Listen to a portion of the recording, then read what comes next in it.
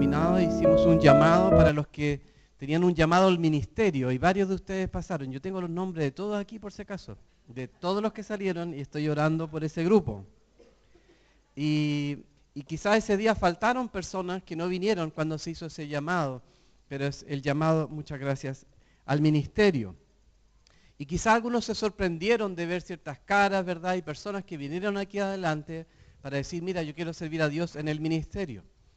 El ministerio significa servir, eso es ministrar, es servir. ¿Dónde Dios nos llame a servir? Eso no lo sabemos. Y también algunos serán llamados a servir a Dios en el ministerio, comúnmente algunos apuntan hacia el pastorado, pero otros puede que tengan otros ministerios donde Dios los llamará. También cada uno de los que pasaron ese día están en distintos puntos de su vida. Algunos ya están listos para servir en el ministerio y otros están dispuestos para que Dios les use en el ministerio, pero aún hay un camino por recorrer. Y todos nosotros, de alguna forma, como cristianos lo estamos. Solo que era muy importante saber de que Dios tiene algo para nuestras vidas y nosotros podemos servir a Dios. Ahora, ¿dónde servir a Dios? Ese es el punto. ¿Dónde nosotros podemos servir a Dios y de mejor manera al Señor? Y de eso yo quisiera hoy día compartirles. Voy a usar como base del texto bíblico para hoy, en Jeremías 29:11. Y es un pasaje muy, muy, muy conocido, pero que nos habla acerca de esto. Dice, porque yo sé los planes que tengo para vosotros, declara el Señor. Planes de bienestar y no de calamidad, para daros un futuro y una esperanza. O sea, lo que Dios quiere es establecer un plan que Él me da para mi vida, para darme dos cosas. Dice aquí, un futuro y una esperanza. Entonces Dios pone sobre nosotros planes, sus planes, para provocar esto, futuro y esperanza. Y el otro texto se encuentra en Salmos 139, son algunos versículos desde el verso 13 al 16. Salmo 139, desde el verso 13 al 16, dice, porque tú formaste mis entrañas, me hiciste en el seno de mi madre, te alabaré porque asombrosa y maravillosamente he sido hecho.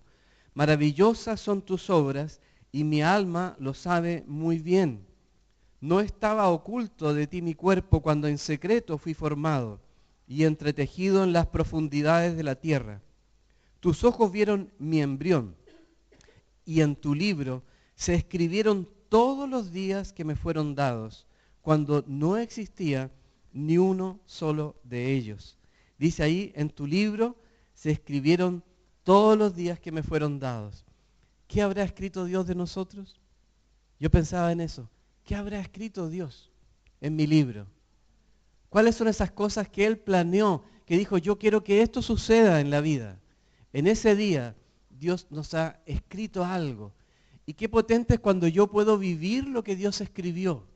Cuando yo me pongo de acuerdo, mi vida se pone de acuerdo con lo que Dios escribió acerca de mi vida.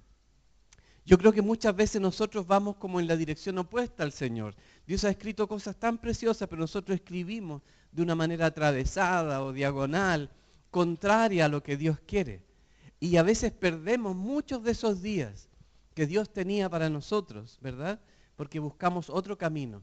Pero ¿qué paz se produce en el corazón del hombre o de una mujer cuando nosotros cumplimos ese propósito?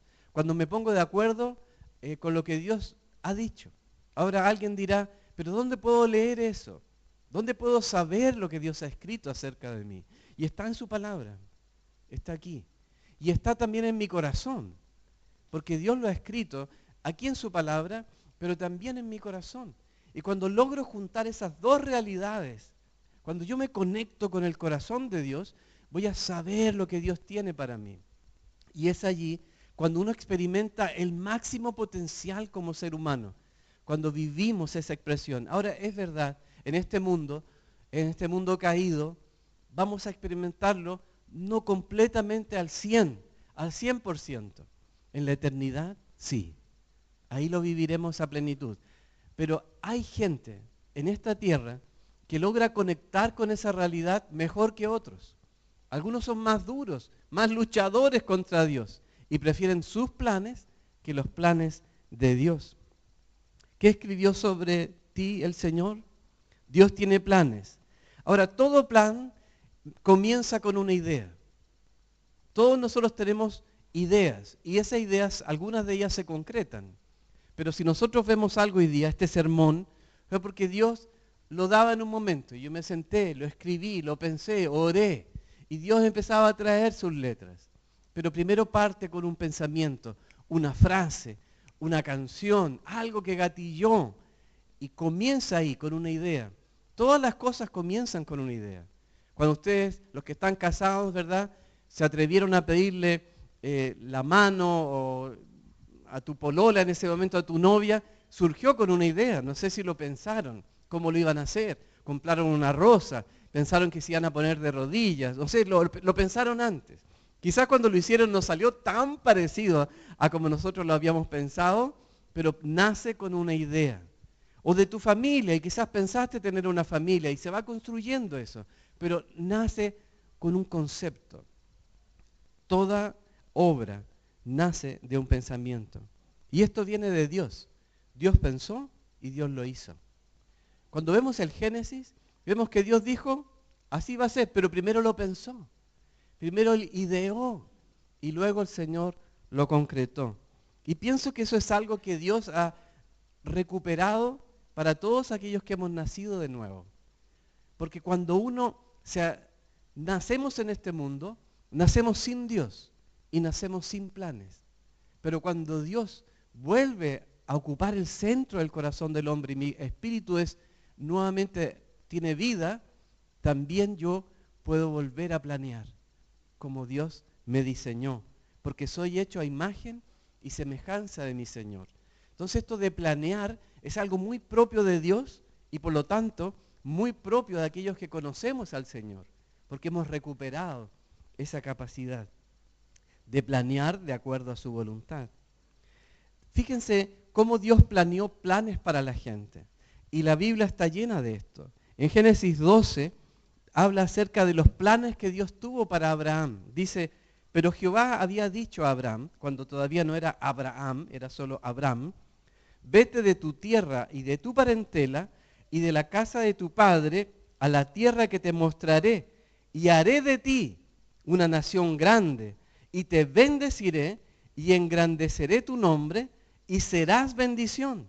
Bendeciré a los que te bendijeren y a los que te maldijeren maldeciré. Y serán benditas en ti todas las familias de la tierra. Dios tenía un plan para Abraham. Pero seguro que Abraham también tenía sus propios planes. Pero Abraham decide seguir el plan de Dios.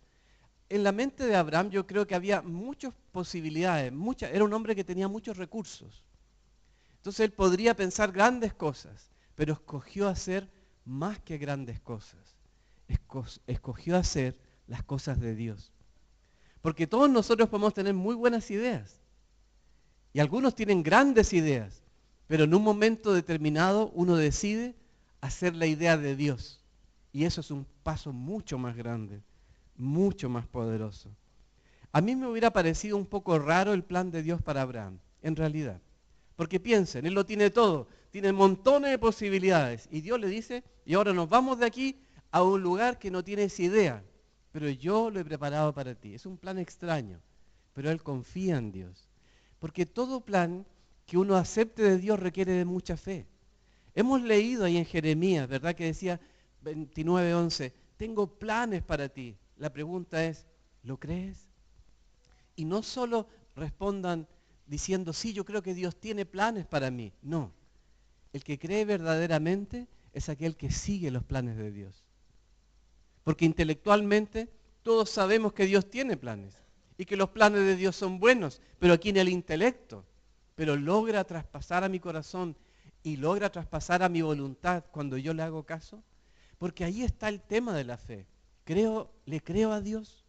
O sea, creo que esto es para mí, creo que hay un plan para mí. En Jeremías 17, en el verso 5 en adelante, dice, así dice el Señor, maldito el hombre que en el hombre confía y hace de la carne su fortaleza y del Señor se aparta su corazón. Será como arbusto en el yermo, y no verá el bien cuando venga. Habitará en pedregales en el desierto, tierra salada y sin habitantes. Bendito es el hombre que confía en el Señor, cuya confianza es el Señor. Será como árbol plantado junto al agua, que extiende sus raíces junto a la corriente, no temerá cuando venga el calor, y sus hojas estarán verdes. En el año de sequía no se angustiará, ni cesará de dar fruto. El verso 9, famoso verso 9. Más engañoso que todo es el corazón y sin remedio. ¿Quién lo comprenderá? Yo, el Señor, escudriño el corazón, pruebo los pensamientos, para dar a cada uno según sus caminos, según el fruto de sus obras. Sus obras, sus pensamientos, mis frutos. Cuando yo hago la voluntad de Dios, me dispongo a hacer los planes de Dios y por lo tanto son los frutos de Dios. Cuando yo no acepto esos planes y hago mi propia voluntad, son mis planes y mis frutos. Y sobre eso yo seré juzgado. Hay tanto que decir sobre este texto. Maldito el hombre que confía en el hombre y hace de la carne su fortaleza, y del Señor aparta su corazón. Maldito el hombre que confía en el hombre. Y no solo en el hombre que te rodea, porque esa es una buena conclusión, no confíes en nadie alrededor, no pongas tu esperanza en el hombre, pero tampoco confíes en ti mismo. Maldito el hombre que confía en otro hombre, pero maldito también el que confía en su propio corazón, porque tú eres hombre. Entonces, igual se cumple eso. Alguno dirá, no, yo no confío en nadie, pero ¿confías acaso en ti? Porque ahí igual se produce esto. Igual la maldición opera. Si uno le cree a otras personas, claro que va bajo maldición. Pero si confías en ti mismo, ¿no lo has pensado? Porque algunos son bien arrogantes y dicen, no, yo no confío en nadie, pero confías mucho en ti. Y se produce esta maldición. ¿Y cuál es el resultado? Será como arbusto en el yermo, y no verá el bien cuando venga. Habitará en pedregales en el desierto, tierra salada y sin habitantes. Porque más engañoso es el corazón que todas las cosas. Por ello es mejor confiar en Dios que confiar en mis propias ideas. Dios dice que no confiemos en nosotros, sino que confiemos en Él. En la Nueva Traducción Viviente, este pasaje de las consecuencias de este yermo, de esta especie como de paja que está en el desierto, la Traducción Viviente dice así: son como los arbustos raquíticos del desierto, sin esperanza para el futuro. Eso somos sin el Señor, como un árbol seco en el desierto, sin esperanza de dar fruto. Eso somos sin Dios. Ahora ustedes dirán, no, pero aquí yo veo que hay fruto. ¿Pero qué fruto? ¿Cuál es el fruto? ¿Ese fruto permanece? ¿O es solamente algo que aparenta ser algo, pero que no lo es? Hay gente que parece que tiene mucho fruto, pero tú le mueves y no hay nada. Aparecen como que fueran muy sabios o que tuvieran muchas cosas, pero sin Dios no hay nada. ¿Y qué pasa con el que confía en Dios? Dice, bendito es el hombre que confía en el Señor, cuya confianza es el Señor. Y aquí, será como árbol plantado junto al agua, que extiende sus raíces junto a la corriente. No temerá cuando venga el calor, y sus hojas estarán verdes. En el año de sequía no se angustiará, ni cesará de dar fruto. Este siempre da fruto. El hombre que confía en Dios siempre está dando fruto. Siempre bendice. Los frutos son para otros. Otros toman de él. Sacamos de aquellos hombres que confían en Dios. Sacamos esperanza, fe, ideas, conceptos, bendiciones. Un hombre que sigue a Dios es un hombre que bendice a su alrededor. Dice varias cosas. No se angustiará. El hombre que confía en Dios no se angustia.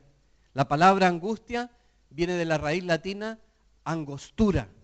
La persona que se angustia es que ve el mundo angosto, ve solamente su problema, ve solamente las dificultades, ve solamente el dolor, ve solamente la muerte, ve solo aquello que teme. Las personas angustiadas son aquellas que tienen un enfoque solo para lo malo, solo para aquello que puede destruirlos. El sentir angustia no es algo malo en sí mismo, pero vivir en la angustia, eso está mal.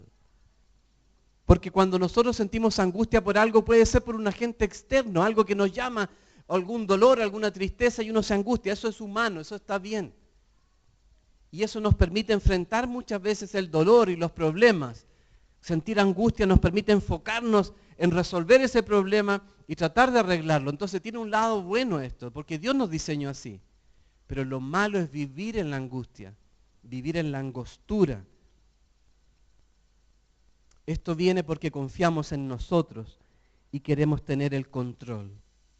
Cuando seguimos los planes de Dios, pierdes el control, porque ya no son tus planes. Eso es algo tan maravilloso, hermanos. Cuando tú sigues la voluntad de Dios, bienvenido a perder el control. Bienvenido a no tienes el control. Dios está en control. Algunas personas, cuando deciden dar este paso, descubren que nunca tuvieron el control. En realidad era solo una ilusión.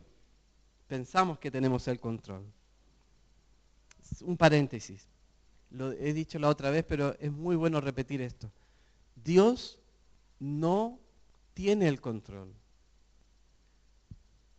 Dios gobierna. ¿Cuál es la diferencia? Porque si Dios estuviera en control, estaría chequeando cada día. A ver, ¿lo hicieron? ¿No lo hicieron? ¿Esto se está cumpliendo? ¿Esto no? El Dios del control no existe, hermano. Dios no ejerce control. Dios gobierna. Lo que Dios dice, se hace. Y todo lo que Dios dice va a ocurrir. Todo lo que Dios ha dicho va a ser sí o sí. Dios gobierna. El Dios que ejerce el control sería la imitación de un hombre, pero ampliado, amplificado. Solo que más grande y más poderoso. Pero tendría que él levantarse cada día y chequear a todos los seres humanos a ver si están haciendo su voluntad. Eso es control. Dios no hace eso. Dios decreta. Dios es el Dios que dice y se hace. Porque Dios gobierna. Y entonces yo tengo que escoger una vida bajo el gobierno de Dios o bajo mi propio gobierno. Bajo mi gobierno yo debo decirles que yo debería tener mucho temor. Porque no sé gobernar bien. Tengo problemas de sabiduría, no soy suficientemente sabio. Yo al menos no soy suficientemente inteligente para guiar mi vida. Hay muchas cosas que no entiendo. Tengo problemas de mi pasado, tengo heridas en mi corazón que me hacen tomar decisiones equivocadas. Tengo un pasado que muchas veces se me hace presente y me hace tomar malas decisiones. No puedo confiar mucho en mí, al menos ese es mi caso. Pero si confío en Dios, si le entrego mi vida completamente a Él para que Él se haga cargo, ahí yo puedo descansar. Dios es más sabio que yo. Dios es más inteligente que yo. Dios toma mejores decisiones que yo. Y esa es mi confianza, en eso yo puedo descansar. Es mucho mejor vivir así. Vivo descansado y conectado con el Señor. Un estilo de vida es vivir en la angustia, enfocado solamente en mis problemas, solamente en ese dolor, en esa preocupación que no me deja dormir. ¿Algunos de los que está acá han tenido esa noche en que no puedes dormir porque está ese pensamiento dando vuelta? ¿Les ha pasado? Creo que a la mayoría de nosotros no ha pasado. Y estamos en la cama, vuelta 1, vuelta 2, estamos súper cansados, pero no puedo dormir, siento angustia porque no puedo dormir. ¿Por qué? Porque nuestra vida solo tiene ese enfoque. Estamos atrapados en ese enfoque. En la Biblia, y esto a mí me atrajo tanto gozo mientras preparaba el sermón, he podido ver y entender por qué la Escritura decía ciertas cosas. Y a ver si para ustedes también lo es. En 2 de Samuel, capítulo 22, 20, dice, también me sacó a un lugar espacioso, me rescató porque se complació en mí. Dios me puso en un lugar espacioso. Por eso no me angustié. Por eso se fue la depresión. Por eso se fue la angustia. Porque Dios me ha puesto en un lugar espacioso, en un lugar amplio, donde yo puedo ver todas las cosas, no solo mi problema, no solo lo que me inquieta, puedo ver el panorama completo. Eso es lo que hace Dios. Cuando uno confía En el Señor, Él te toma y te lleva a un lugar espacioso, donde puedes ver todo lo que sucede, todas las circunstancias, todos los factores. ¿No les parece algo maravilloso estar en un lugar espacioso? Salmo 18, 19 dice, también me sacó a un lugar espacioso, me rescató porque se complació en mí. Dios nos saca de la angustia y nos pone en un lugar espacioso. ¿Por qué? Porque el Señor se complació de mí. ¿Y quiénes son los que, en aquellos que se complace el Señor? Aquellos que confían en Él. Dios se complace en aquellos que confían en Él. No porque sean mejores que otros, no es porque seamos más inteligentes que otros, no es porque seamos más piadosos que otros. Sencillamente, algunos confían más en Dios que otros. Y Dios se complace en los que confían. Dice el Señor que cuando vendrá la tierra, ¿encontrará fe en esta tierra? Pero Dios se complace en los que creen en Él. Dios se alegra cuando alguien cree en Él. Salmo 31, 8. Y no me has entregado en manos del enemigo, tú has puesto mis pies en un lugar espacioso. Cuando veamos que hay situaciones difíciles en nuestra vida y todos las vivimos o las viviremos, esas no hay que pedirlas, ¿eh? No las pidan, llegan. No pidan eso de que, Señor, pruébame para que yo pueda crecer. No, eso viene clavado, viene en el paquete, eso está integrado. Problemas van a venir. Ya sea Dios que quiere sacar lo mejor de nosotros o el enemigo que quiere hundirnos en lo peor de nuestras vidas. Pero que vienen, vienen. La cuestión es cómo lo voy a vivir. Y aquí dice el Salmo 31, 8, tú has puesto mis pies en un lugar espacioso.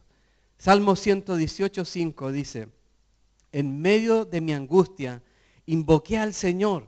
El Señor me respondió y me puso en un lugar espacioso. En medio de mi angustia, si están angustiados, si su vida está atrapada, si no saben para dónde van, si sienten que sus emociones ya les superan, están como un tsunami pero malo sobre tu vida, ahí invoquen al Señor, llámenlo, eso significa invocar, llámenlo, Señor ven a mi vida, pero no solamente para que Él se integre a tu vida, sino que tú le dices, Señor, yo quiero hacer lo tuyo. Yo renuncio a lo mío y quiero hacer lo tuyo. Quiero hacer tu voluntad. Una cosa que también dice allí, que el hombre que confía en Dios no cesará de dar fruto. Cuando seguimos los planes de Dios, damos fruto. Cuando seguimos nuestros propios planes, damos jugo.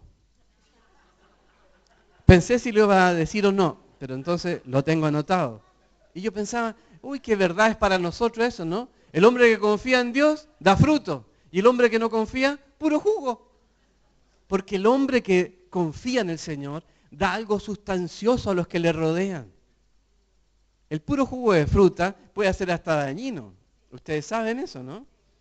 Las sacajugos eran al final un enredo. No sabíamos cuando aparecieron que podían ser bien problemáticas porque el jugo requiere la pulpa, requiere toda la cáscara, todo para que la fruta te haga bien. Pero si es solo jugo, es el azúcar nomás. Y te hace daño, ¿no? Pero si tenemos el fruto completo, el Señor, hermanos, en la vida, al hombre que confía en Él, es un hombre que da fruto. Fruto. Alimenta a otros. Alegra la vida de otros. ¿No? A mí me encanta la fruta, hermanos. ¿Y qué? ¿No te da a ti un placer especial, verdad, esa frutillita? Y llega, ¿verdad? Y siente esa dulzura. Es maravilloso, es maravilloso. Una uva, una buena uva, ¿verdad? ¿No les pasa a ustedes eso? Un duraznito de esos que chorrean. El durazno pelado, tan rico también. Porque Dios lo ha hecho todo bueno. Eso. Muy bien. Ahora, hay un desafío en creer que los planes de Dios son mejores que los míos. Si fuera natural, todos seguirían los planes de Dios. Pero desconfiamos de Dios. Y pretendemos que mi plan es mejor que el de Dios. Puede que no le diga a Dios esto, pero en la práctica lo creo. En la práctica lo hago. Entonces, yo ofendo a Dios grandemente cuando yo insisto en mi plan. Porque en el fondo le estoy diciendo a mi Señor, no confío en ti. Y te voy a echar una manito, Señor. No le eche ninguna manito a Dios. Miren, no quieran ayudar a Dios. Dios quiere ayudarte a ti. Dios es el Todopoderoso, no tú. Él sabe cómo son. Mire, Él me conoce antes que mi mamá me tuviera. Él ya, antes que yo fuera un embrión, Dios ya sabía quién era yo. Y tenía una historia para mí. Y yo tengo que conectarme con esos planes de Dios. Solo que ese conectar requiere fe. Pensaba en Moisés, en Éxodo 3, también le habla a Moisés lo que va a hacer con él. Le dice, Éxodo 3, 17 en adelante, prometí rescatarlos de la opresión que sufren en Egipto. Aquí le está hablando el Señor a Moisés cuando él está fuera de Egipto. Él ya vive 40 años en otro lugar. Sin embargo, el Señor le habla y le vuelve a dar su plan. Dios insiste en su plan. Esto a mí me encanta porque Dios no tiene plan B. Yo por años dije desde el púlpito muchas veces, pero Dios tiene un plan B para nosotros. No, hermanos. Dios te quiere llevar al plan A. Dios te quiere llevar a su plan. De eso se trata todo. Dios quiere traerte de tus planes y llevarte al plan de Dios otra vez. Porque Dios no se contenta con ningún plan B. Nuestro Dios no está para planes B. Nuestro Dios es del único plan que Él diseñó para ti y para mí. Entonces, por más apartado que tú estés, por más perdido que te encuentres, desde ese lugar el Señor quiere traerte y llevarte a hacer su plan. Prometí rescatarlos de la opresión que sufren en Egipto. ¿Se acuerdan? Dios está diciendo, yo prometí eso, lo voy a hacer. Los llevaré a una tierra donde fluyen la leche y la miel, la tierra donde actualmente habitan los cananeos, los hititas, los amorreos, los fereceos, los heveos y los jebuseos. El Señor sabía que era una tierra que estaba ocupada, pero que le pertenecía a su pueblo. Los ancianos de Israel aceptarán tu mensaje, le dice a Moisés. Entonces tú y los ancianos se presentarán ante el rey de Egipto y le dirán, el Señor, Dios de los hebreos, vino a nuestro encuentro. Así que permítenos, por favor, hacer un viaje de 3 días al desierto para ofrecer sacrificios al Señor nuestro Dios. Pero yo sé que el rey de Egipto no los dejará ir a menos que sea forzado por una mano poderosa. Así que levantaré mi mano y heriré a los egipcios con todo tipo de milagros que realizaré entre ellos. Entonces, al fin, el faraón los dejará ir. Además haré que los egipcios los miren con agrado.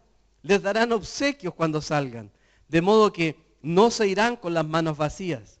Toda mujer israelita pedirá a sus vecinas egipcias y a las mujeres extranjeras que vivan con ellas toda clase de objetos de plata y de oro y prendas costosas. Con estos vestirán a sus hijos e hijas. Así despojarán a los egipcios de sus riquezas. El Señor le leyó el plan.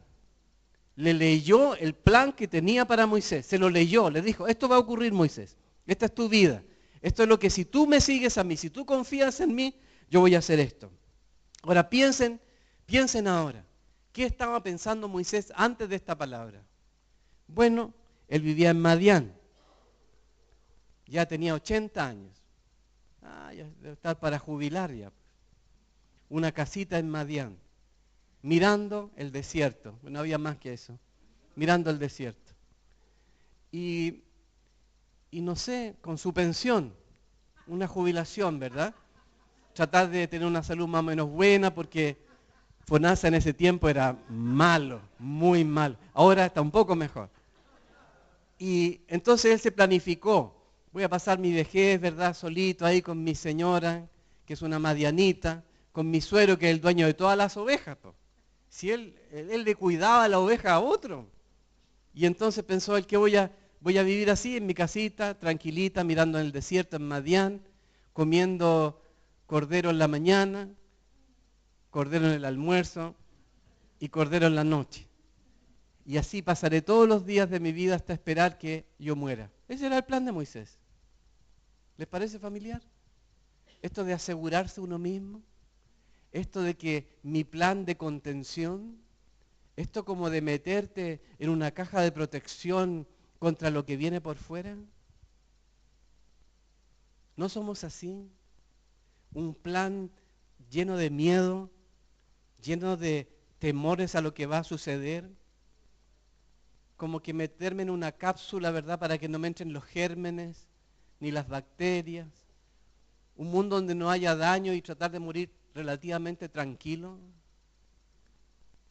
Y establecemos ese plan como que si fuera el plan de Dios y le digo, Señor, te pido, Dios amado, que tú me ayudes, Señor, a vivir esta vida tranquilito, sin ningún problema, con todos felices. Y al menos que yo me muera antes que venga el sufrimiento para no verlo. Así lo hacemos. Así lo hacemos. Y planteamos nuestra vida de acuerdo a nuestro propio plan. Y más encima le pedimos a Dios que firme eso. Como que si Dios estuviera de acuerdo con eso. Y les digo algo, Dios no está de acuerdo con eso. Porque Él tiene planes de bien. Son superiores los planes del Señor para nosotros. Dios tiene algo mucho más grande de lo que nosotros pensamos. Pero requiere fe. Hay un plan de Dios para su pueblo. Hay un plan de Dios para los últimos tiempos. En la Biblia encontramos también el plan de Dios para el final, lo que va a suceder al final. Y dice así en Apocalipsis 22, del 1 al 5. Luego el ángel me mostró un río con el agua de la vida. Era transparente como el cristal y fluía del trono de Dios y del Cordero. Fluía por el centro de la calle principal. A cada lado del río crecía el árbol de la vida, el cual produce 12 cosechas de fruto y una cosecha nueva cada mes. Las hojas se usaban como medicina para sanar a las naciones. Ya no habrá más maldición sobre ninguna cosa, porque allí estará el trono de Dios y del Cordero, y sus siervos lo adorarán. Verán su rostro y tendrán su nombre escrito en la frente. Allí no existirá la noche, no habrá necesidad de la luz de lámparas ni del sol, porque el Señor Dios brillará sobre ellos, y ellos reinarán por siempre y para siempre. Y ellos reinarán por siempre y para siempre. El pecado nos hizo perder los sueños. Cuando Adán y Eva decidieron no creerle a Dios, cerraron la puerta al plan de Dios y quedaron abandonados a sus propios planes. Nosotros, hermanos, el Señor ha venido a nuestra vida a rescatarnos de nuestros planes, para llevarnos a hacer su preciosa voluntad. Esto no es ni la mitad de lo que lleva el sermón, y voy a parar aquí, sí. Porque a veces, por este sentido de la urgencia de comunicar tantas cosas, al final no permite que las personas puedan digerir lo que tienen que digerir. Y yo creo que me gustaría terminar esta prédica y esta mañana haciendo una oración al Señor, de presentarle al Señor nuestros sueños y hacer el intercambio nomás. Ahora, nadie te puede obligar a eso. Esa es la única cuestión. Eso requiere una decisión, una voluntad. Requiere mucha fe también, ¿eh? No les voy a decir que no. Pero es mucho más lindo seguir a Dios, es más aventurero, es más hermoso, es más gozoso. Y también puedes dormir tranquilo, aunque las cuestiones no estén tan claras alrededor, se duerme bien. Hay gozo, eso también debo decirle, hay gozo y hay paz. También van a haber frutos, también va a haber mucho fruto. No sé con qué más entusiasmarlos. Seguir a Dios es lo más maravilloso que uno puede hacer. Y también, claro, esa paz que efectivamente que llena nuestro corazón. Yo recuerdo que cuando salimos con mi señora a Bolivia, llegamos a la selva y vivíamos en una casita rodante y teníamos que construir un lugar. Y en realidad lo único que teníamos, ni era nuestra la casa rodante, era lo único que había, una casa rodante en medio de la selva, una casa rodante sin ruedas. El sentido de humor del Señor, ¿no? Una casa rodante sin ruedas en medio de la selva. Ahí estábamos los dos y orábamos porque algún día Dios iba a hacer algo. Si ustedes van hoy día a ese lugar, hay una construcción enorme, hay como 4 edificios que se hicieron, hay gente que va ahí y aprende, busca de Dios. Ese era el sueño de Dios. No era mi sueño, pero requiere renunciar a las seguridades, requiere renunciar a tus propios planes. Y no es tan fácil, pero ¿sabes qué? Y yo creo que ahí se cumple aquello que dice la Escritura, aquel a quien más se le perdona, más ama. ¿Y por qué? Porque uno que ha cometido muchos errores como yo, ya no quiere seguir dándote con la cabeza al muro. Como que ya te convenciste de que mis planes no funcionan. Quizás aquellos que han pisado con su mentón, ¿verdad?, el suelo y han sacado polvo, muchos de los que estamos aquí, al menos yo soy parte de ese grupo, me di cuenta que no funcionaba. Y el dolor y toda la cosa terrible al final, que yo a veces digo, uy, si yo pudiera repetir esto no lo haría, pero por otro lado, si no hubiera sido por eso, no lo habría dejado. O sea, todo el dolor, toda la tristeza de que darte cuenta que tu vida no funciona sin Dios y tiene un propósito. Y es para que nos damos cuenta de que solo yo no me la puedo. Y entonces conviene mucho entregarle toda mi vida al Señor. Hace 10 años atrás, cuando dejamos la iglesia, la Union, y Dios nos llevó otra vez a este lugar de la palabra, vivir otra vez por la palabra, no fue fácil. Pero era volver a decir, Señor, tus planes otra vez, sobre mis planes, porque yo siempre tengo muy buenos planes. Y entonces, ¿había Dios un plan? Cuando Dios nos dijo que se nos acababa ese plan, yo sentí que el mundo se me caía. Pero Dios inmediatamente hacía aparecer sus planes. ¿Por qué Dios no se revela a algunos de nosotros? Porque tenemos las manos llenas de nuestros planes. Y a veces Dios tiene que venir y abrirte la mano y hacer caer eso para que puedas ver sus planes. Y esos son procesos dolorosos, porque uno está muy aferrado, uno está muy agarrado a las cosas. Y Dios tiene que venir.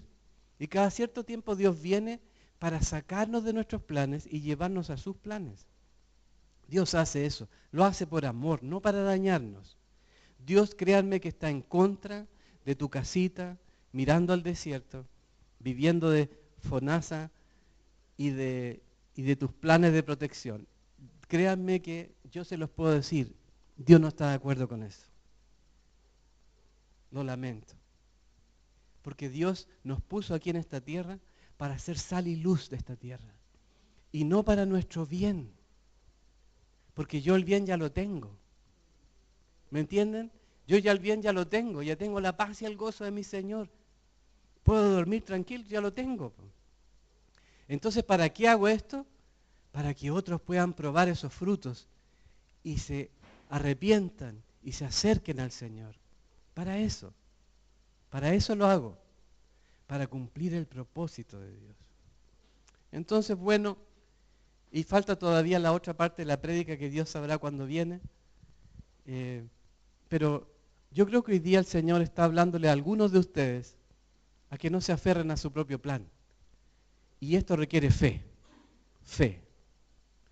Y cuando dejamos la otra iglesia, miren, duró 3 años nuestro silencio. La gente piensa que es algo muy fácil, pero son 3 años. Moisés era más duro, 40 años. O no sé, yo ya venía de otros años, y quizás acumulando hago lo mismo que el Moisés. Pero en esos 3 años no teníamos claridad de muchas cosas. No sabíamos dónde vivir, no sabíamos si íbamos a comer, estoy hablando en serio. Pero sí sabíamos que Dios tenía un plan. Y a uno ahí toma la decisión de seguir ese plan y avanzar. Y en ese plan interviene mucha gente, no es el plan de tuyo nomás. Interviene mucho, Dios pone gente muy, muy hermosa a tu alrededor que van a construir ese plan. Y yo pensaba hoy día, ¿Por qué Dios nos junta como esta pequeña iglesia que somos para hacer algo glorioso para Él? Porque ciertamente aquí hay muchos planes individuales, claro que los hay, pero también tenemos un plan colectivo de parte del Señor para esta congregación. Y yo pensaba, somos una iglesia pequeña, tenemos no tanta fortaleza, en número no hacemos tanto ñeque, pero en el Señor, uy, poderoso. Si nos ponemos de acuerdo para hacer juntos el plan de Dios.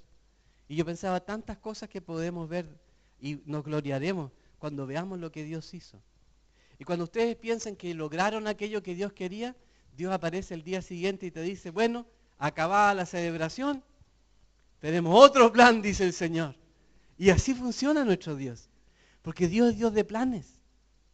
Dios está haciendo planes continuamente porque resulta que escribió un libro sobre mí y sobre ti y Él quiere cumplir eso en tu vida y en mi vida y no se rinde. Entonces cuando uno piensa como que ya acabó y ya llegaste, Dios dice, bueno, página 28, vamos a la 29 ahora. Dios tiene algo glorioso para ti y para mí, pero sí requiere de un hombre o una mujer que le tenga fe a ese plan. Y a veces sin entenderlo bien, digo, muchas veces sin entenderlo bien. Pero ¿saben? Más allá de entender el plan, entiendo al que tiene el plan. Conozco al que hace el plan. Quizás no capto todo el plan, pero conozco a la persona que lo está haciendo. Por eso puedo confiar aunque no entienda todo. ¿Sí? Muy bien. Bueno, la canción que estaba detrás de la hermosa melodía que nos tocó el pastor Guillermo se llama Tal como soy. Tal como soy es un himno muy famoso. Tal como soy me aceptas, Señor. Tal como soy, con todo mi pecado, dice esa canción, así yo voy delante de ti, ¿verdad? Y tú me aceptas tal como soy. Dios nos acepta tal y como somos, pero también quiere hacernos cumplir su plan, su sueño de mí. Él tiene un sueño sobre mi persona.